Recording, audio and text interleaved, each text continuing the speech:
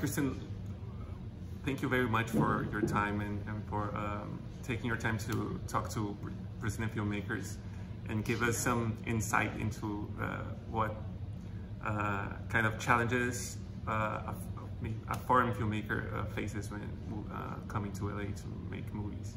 So can you tell us first about something about yourself, about your work? And, Sure. I've been in film, God, since I was very young, about 12 years old. My dad started as a theater director, and then I got into film through his career. So from pretty young, I was on set and all of that kind of thing.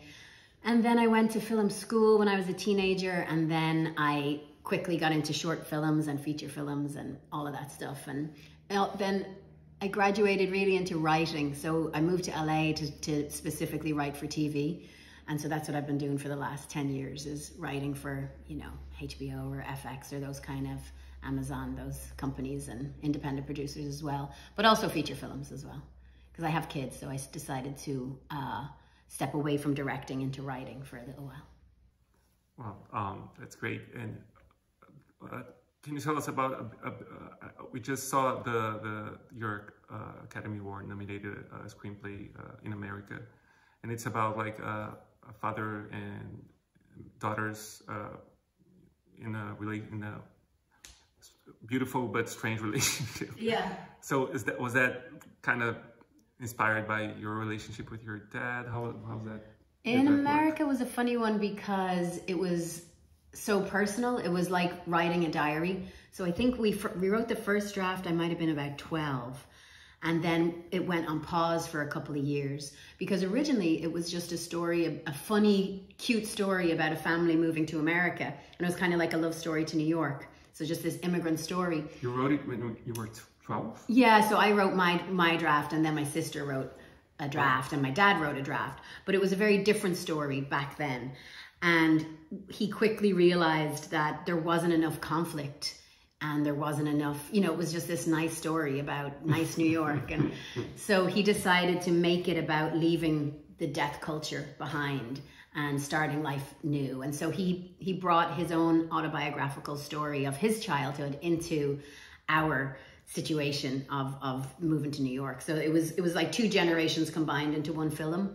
So that made it easier because it made it more objective. It became less of an autobiographical story where, you know, you're saying, I didn't do that. Yes, you did. And it made it more, but it's funny still because, you know, in the movie, he wins the doll. He's at a fair and he like wins the doll. In reality, we did not win the doll. Like we shared one slice of pizza because all the money was gone. So, you know, it was a funny one to rewrite history, you know. He was like, well, now he has a dead kid, so he has to win the doll. You know? So there was all these different ways of doing it, but in the writing of it as well was quite different because, you know, I was maybe 20 by the time we had actors involved, and then I would improvise with the actors on set, and then we would write the scenes from the improv. So it was really crazy because I was myself pretending to be my mother, acting with Paddy Considine playing my father, who's my dad, and my dad was directing, and I was writing it. So, are you okay? Oh. Yeah. It's life and art in our family are very intertwined, and you know, imitate each other, and you get used to it. And how did that experience, like starting so early, does that inform the work you do today? Like how? Yeah, I think starting early, I think watching and being around it. My uncle is also a theater director. I think the one thing that it gives you by osmosis is a lack of fear that you don't have to have all the answers as a director, because I think a lot of directors go to film school and they pretend to be the director. Like to me, they're acting being the director, and actors know that they're acting and they're like, I know everything. And there's this whole power play going on.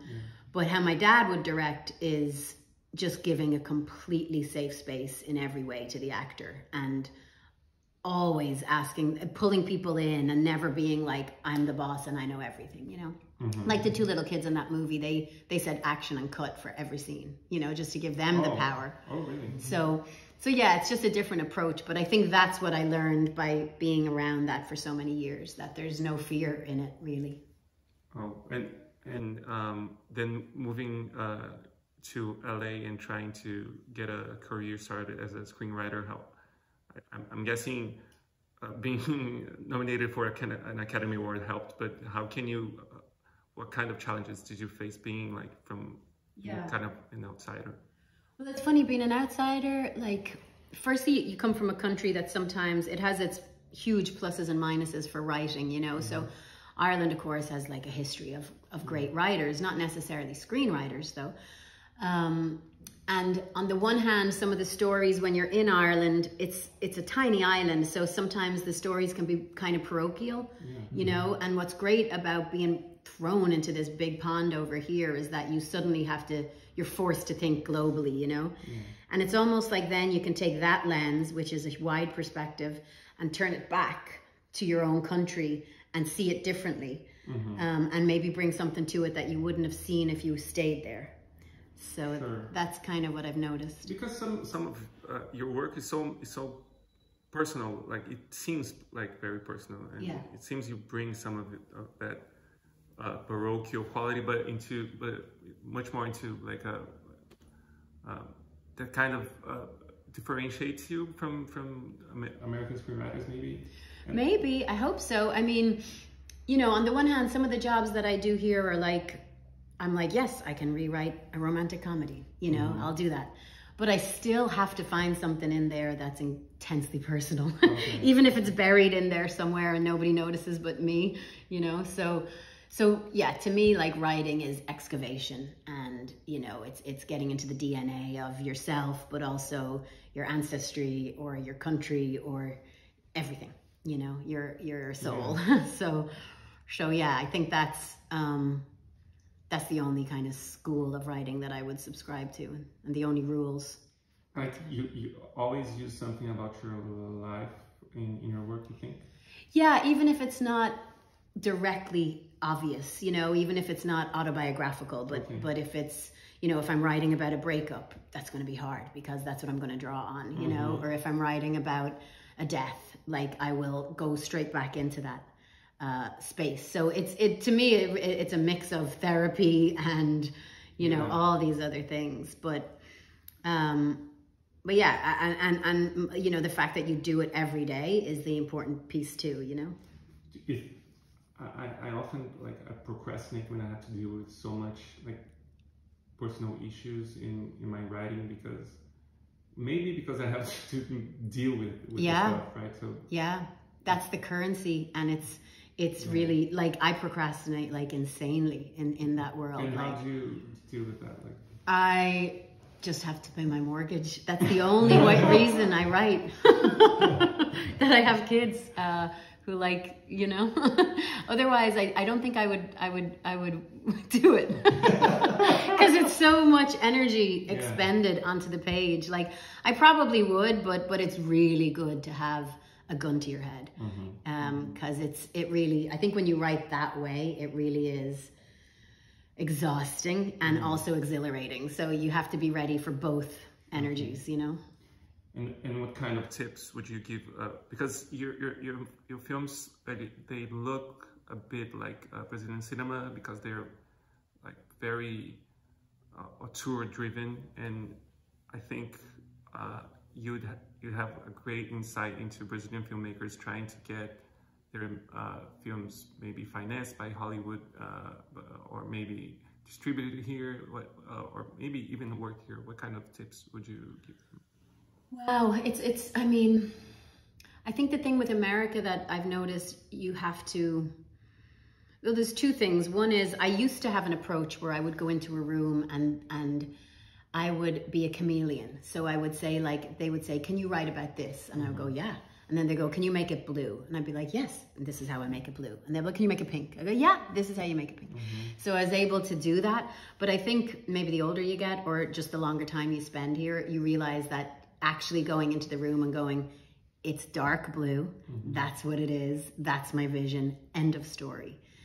Then they get on board. So like you think that it's being a chameleon, being pliable is what gets people on board. But really underneath that, you actually have to have like a steel spine. And that's what hopefully gets people on board here. And then the other thing I notice here is that you have to be quite noisy. Like in Ireland, it's like, well, it's a nice story about two people walking down the street. And it's like in America, it's like they have to be on a spaceship going to, you know, doing a musical about, you know, World War II. You're like, it's a musical about World War II. You know, like they have to go insane with the concept.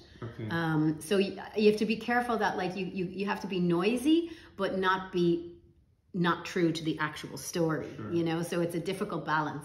So like I might have an idea that's simple, but it's like, how do you punch it up enough to be seen with the amount of content in America is difficult. Do you think like simple stories here don't get as much? I think every now and then if there's a simple story that's told so beautifully, I think it can break through. Like I'm thinking of, didn't Coda win the Oscar? Yeah. But again, that's about a story about the deaf community that nobody had really touched before. So there was something kind of unique about selling point about it, you know? But I mean, that's the kind of cinema I love and I tell people to do is to like go into the heart of those personal stories and make them as specific as you can. And maybe that will break through.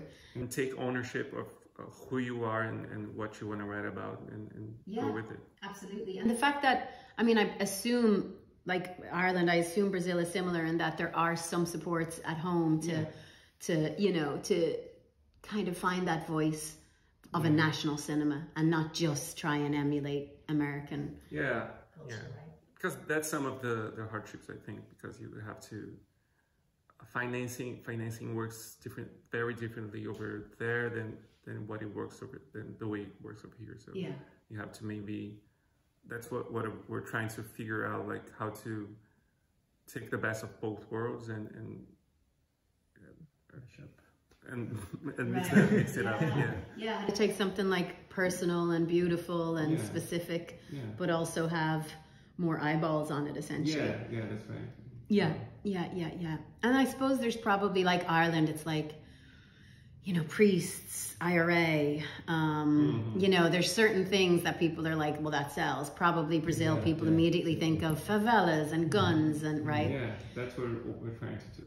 We're talking about today, that we have to show, like, maybe make something else as iconic as that. Right, exactly. So it's like you're fighting against these big iconic cliches, but also sometimes for a reason, sometimes just because it's lazy, sometimes great movie, but it's how to update that, right?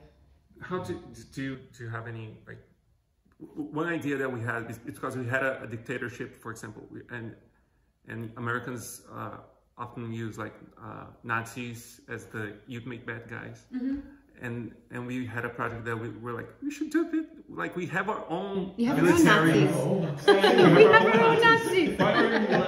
Do you have something like that you like? That's a great idea.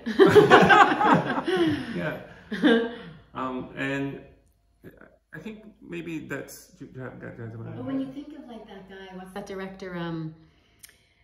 Like I suppose this is what I mean about punching it up, which is really smart. So the thing that came into my head was the Franco movie, Pan's Labyrinth. I know it's not Brazilian, but you know, so that is, he could have just made a movie about that, but adding that supernatural element obviously then makes it stand out, right? So I think that's the thing. Like I've started to wonder how to make movies that are dramas that I would want to see, because the world is so difficult that you don't necessarily want to go see a drama about heavy stuff. So it's like, you know, they look at Jojo Rabbit or something, you know, you go, wow, well that's still doing what you want, but just making the bar a little bit higher so that, you know, it pulls more people in, I think.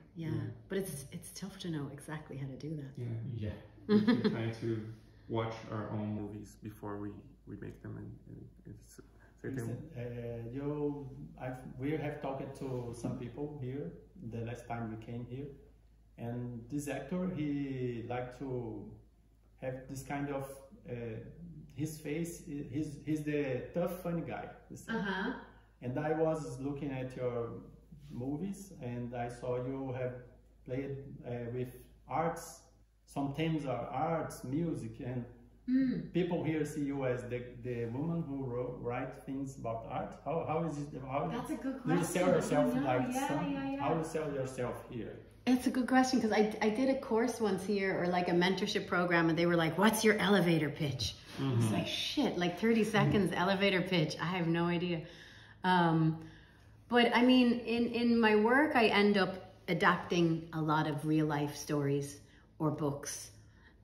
So I think there's something about the truth of the world that like I always get drawn back to. So like, so I get drawn back to people's actual lives and then uncovering what was at the center of their life. And I kind of do that with actors too. It's like recognizing a truth and then just clearing a path to get to that truth, you know?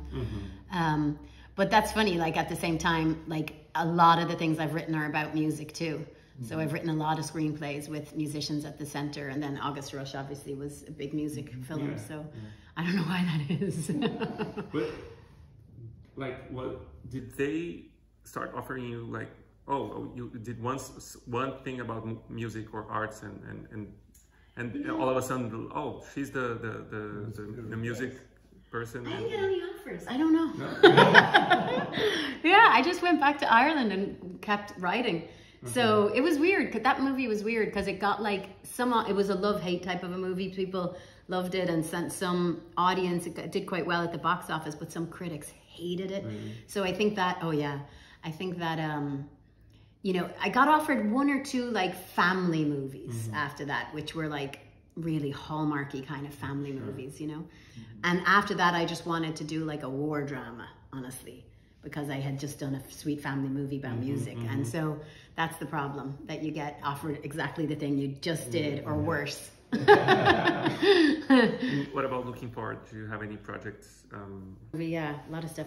I've got 2 TV shows. One of them is shooting at the moment, which is about the IRA. But I was one of the writers of 4 writers. So that's an FX show called Say Nothing. And then I've worked for a long time with my dad on a 5-part miniseries about the Lockerbie air disaster. So that's hopefully shooting this year with Sky in England and Peacock over here. And then I'm adapting a Nelson Rodriguez play, which I can't say everything about it, but I'm working with a great director, so looking forward to that. And then just my own personal projects. I've had a personal project for years about an Irish pirate queen who was a real person in 1550. So yeah, it's all over the place. A bunch of stuff. Yeah. Well, looking forward a bunch of stuff. Yeah. Well, looking forward to everything, especially the Nelson Rodriguez one. Yeah. But let me thank you so much again for your time and taking your time to talking to us. No worries. It's been like really inspiring. And now I want to do the Brazilian Nazi thing. Are you trying to get Brazilian filmmakers to come to LA to pitch things? Is that the idea? Maybe try to get some of the ideas that American producers and the American industry has that makes it so efficient to produce movies, and take it to to a Brazilian context where we can make it more artsy and expand the audience and making it more global. Yeah, Right. So maybe a two-way street thing, right? Yeah. Where we can take something back to Brazil, but then bring it back to the US. That's great. But thank you so much.